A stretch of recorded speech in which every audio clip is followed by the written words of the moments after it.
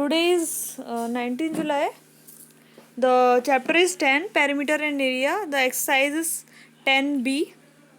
So here we will see the exercise 10B. Question number 5 till the question number 4 we have done in previous class. So let's begin with the question number 5. Question number 5 is the area of a parallelogram ABCD is 54 centimeter square. If one of the side is 12 centimeter, find the height corresponding to the given base. It means यहाँ पर एक ABCD करके आपको parallelogram दिया हुआ है. इसमें बोला है कि यहाँ पर अगर बेस क्या है आपका BC है, ठीक है, तो इसकी करस्पॉन्डिंग जो हाइट है, करस्पॉन्डिंग हाइट मतलब उसी साइड पर परपेंडिकुलर जो बना रही है साइड, वो हमारी क्या होगी, हाइट. ये वाली जो साइड है, ठीक है, ये हाइट हमें बतानी है कि इसकी वैल्यू कितना होगा. ठीक है, तो बेसिकली मैंने आपको बताया किसी भी पैरेललोग्राम का एरिया जो होता है वो क्या होता है, बेस इनटू हाइट होता है. हाइट यानी कि जो परपेंडिकुलर बना रही होगी लेंथ, वही क्या होगी, हमारी हाइट होगी. ठीक है, यहाँ पे परपेंडिकुलर क्यों, कौन सी लाइन बना रही है यहाँ पे, DE. ठीक है, तो यहाँ पे DE की वैल्यू निकालनी है बेसिकली हमें. ठीक है, तो एरिया क्या होता है, base into height, base into height. Base area दे रखा है हमें 54, बेस की वैल्यू कितना है 12, बेस यही होगा हमारा, बेस 12 और हाइट हम निकाल लेंगे. ठीक है, तो इस तरह से हम इसको सॉल्व कर लेंगे. क्वेश्चन नंबर 6 देखो, वैसे मैंने वर्कशीट पे सॉल्व किया है तो बाद में मैं तुम्हें वर्कशीट पे भी दिखाऊंगी, पहले यहाँ देख लो. यहाँ पर क्या है, a square has side 10 centimetre, a parallelogram with base 8 centimetre and height 3 centimetre is cut from the square. मतलब एक हमारे पास स्क्वायर है, ठीक है, जिसकी साइड्स क्या है हमारे पास 10 सेंटीमीटर इसकी क्या है, साइड है. ठीक है, इसमें से हमने क्या कट किया है, एक रेक्टेंगल कट किया है. क्या कट किया है, एक रेक्टेंगल कट किया है. ठीक है, रेक्टेंगल कट किया है. तो हमें इस रेक्टेंगल की जो है मेजरमेंट्स गिवन है. रेक्टेंगल की मेजरमेंट्स क्या दे रखी है हमें, 8 और 3. ठीक है, तो हमें ये रिमेनिंग पार्ट का एरिया बताना है. Find the area of the remaining piece. जो रिमेनिंग पीस बचा हुआ है ना, ये वाला पोर्शन जो है, इसका एरिया निकालना है. तो बेसिकली हम क्या करेंगे, एरिया ऑफ स्क्वायर निकालेंगे. एरिया ऑफ स्क्वायर क्या होगा, 10 इंटू 10. ठीक है, यानी कि 100 आ जाएगा. और एरिया ऑफ स्क्वायर निकालेंगे 8 इंटू 3. एरिया ऑफ स्क्वायर क्या आएगा, area of square area of rectangle क्या आ जाएगा, 8 इंटू 3 यानी कि 24. ठीक है, 24.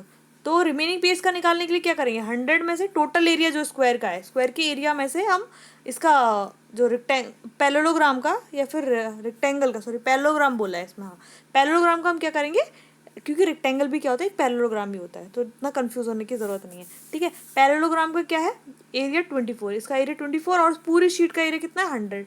तो 100 में से 24 सब्ट्रैक्ट कर देंगे तो एरिया निकल आएगा. ठीक है, यहाँ पे वर्कशीट पे मैं दिखाती हूँ आप लोगों को. इसको मैंने सॉल्व किया है, देखो क्वेश्चन नंबर 1.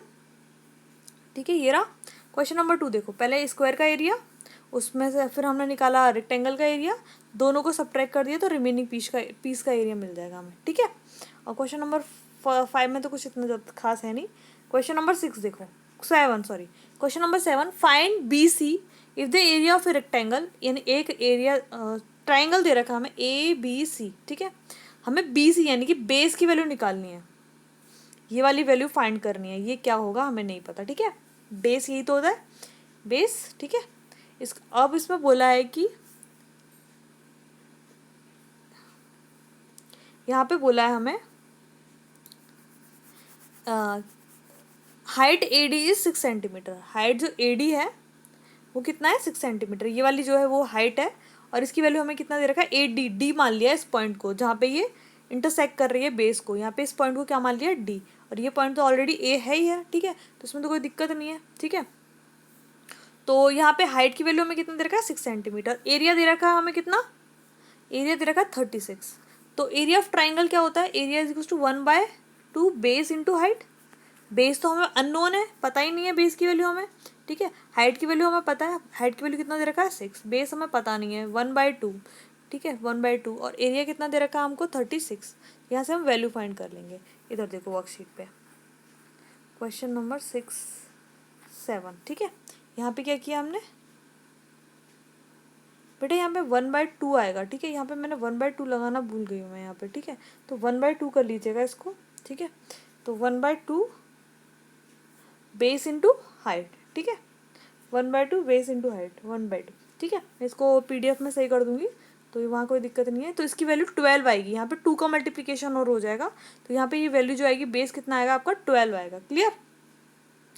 अच्छा, अब क्वेश्चन नंबर 8 के बाद 9 देखते हैं, सॉरी 8 देखते हैं। क्वेश्चन नंबर 8 में एक ट्राइंगल दे रखा है आपको, ठीक है। पी आर की वैल्यू कितने दे रखा है हमको 10, क्यू आर की वैल्यू हमें कितने दे रखी है, क्यू आर की वैल्यू 4, ये 4 दे रखा है हमें, ठीक है। और पी एल ये वाली जो है वो क्या है 6। अच्छा एक बात समझ लो, हमेशा जो हाइट होती है वो क्या होती है परपेंडिकुलर होती है। परपेंडिकुलर का मतलब समझ रहे हैं 90 डिग्री बनाता हुआ। तो यहाँ पर अगर हम पी क्यू को देखें तो ये 90 डिग्री तो नहीं बना रही है, एक ऑब्ट्यूज ट्राइंगल है यानी कि 90 से बड़ा है, ठीक है।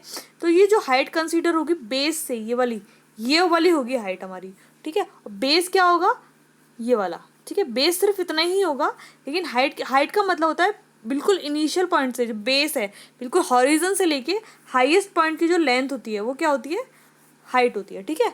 यहाँ से बेस से लेके पी पॉइंट तक जो हाइट है वो क्या है आपकी हाइट है। तो वो यहाँ पे ना शो करके, इधर ना शो करके, वो इस तरफ शो कर दी है, कोई बात नहीं, ठीक है। तो यहाँ पे क्या करनी है 1/2, बेस कितना है 4, हाइट कितनी है 6, ठीक है। तो यहाँ पे वैल्यू निकाल लेंगे। Clear. Question number 9, question number 9 देखो ज़रा। क्वेश्चन नंबर 9 जो है थोड़ा सा अलग है, बहुत अच्छा क्वेश्चन है, बहुत ईजी है, कोई दिक्कत नहीं है इसमें, ठीक है। इसमें ना D L and B M are the height of A B and A D.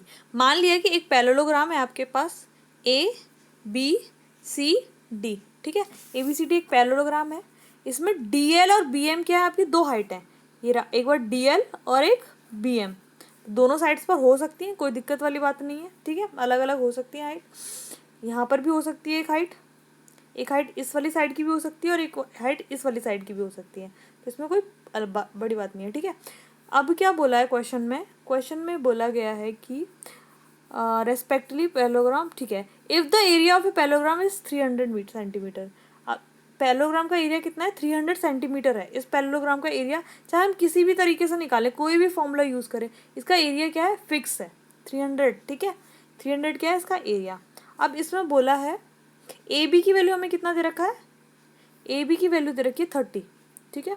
और ए डी की वैल्यू दे रखी है हमें 20, ए डी, ठीक है। ए डी की वैल्यू वाली 20 दे रखा है, ठीक है। हमें बताना है बी एम और डी एल की वैल्यू बतानी है हमें। देखो ए बी की करस्पॉन्डिंग हाइट कौन सी है हमारे पास डी एल, ये वाली है ना डी एल, ठीक है। तो क्या करेंगे 300 तो एरिया फिक्स है ना। हाइट हमें पता नहीं है लेकिन बेस हमें पता है कितना है 30, तो हम सॉल्व कर लेंगे 10 आ जाएगा ये, ठीक है। सॉल्व करके हाइट, क्योंकि 30 से हम डिवाइड देंगे इसको 10 टाइम्स कटेगा, ठीक है।